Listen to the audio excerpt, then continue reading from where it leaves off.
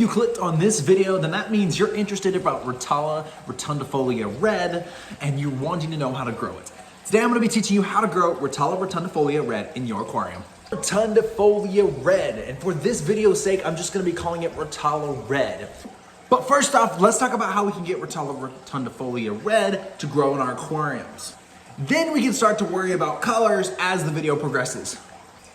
For the substrate, Rotala Rotundifolia with the best growth and best colors is going to need a nutrient-rich substrate like aqua soil or dirted aquarium soil. But wait, if you just wanted to get it grow, it can grow in a gravel and sand substrate, but you're not going to have the best colors and you're not going to have the best health.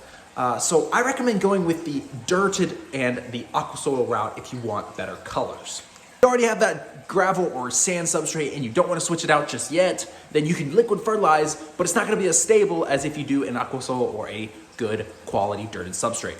So pro tip, if you want more faster growth out of your aquarium plants, go with the dirted route over a gravel or a sand substrate. Now that we have talked about substrate, let's talk about lighting and how it makes a huge effect to your Rotala Rotundifolia. Like I said in the previous clip, lighting is going to play a huge role on your plant growth and your coloration of your aquarium plants. When it comes to Rotala Rotundifolia Red, it's also the same deal.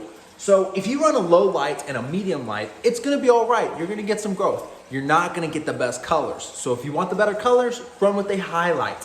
And the tanks that I'm running here, and for the clips that I show the Rotala, have been in this tank with this lighting. This is a WRGB 2 Chihiros, and it is hands down the best aquarium light I've ever had, and I highly recommend it to anybody who wants to get the best coloration out of their plants.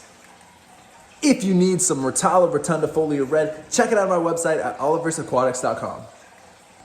And for the next tip, we can talk about CO2 with our Rotala. And our Rotala doesn't necessarily need CO2. However, if you want the bright red colors that the Rotala I have shown in these clips has, then CO2 will be the way to go. Whereas if you don't have CO2, it's gonna take a little bit of the toll on your Rotala. So if you want that bright, beautiful red, then go with the CO2 and it won't disappoint.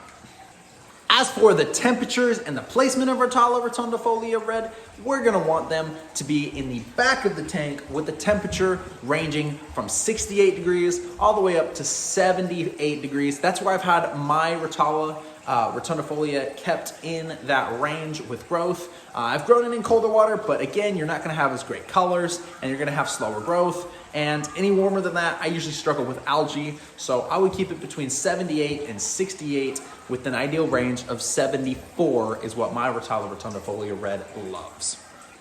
And finally, for the propagation of your Rotala, it's going to be just like many other aquarium stem plants. Go ahead and trim the tops off and replant them into your substrate. If you want to get fancy and you want to have more stems, take your trimming and lay it horizontally onto your aquarium plant substrate, and little baby sprouts will come off in different sections and you'll have a whole bunch of stems if you're running low.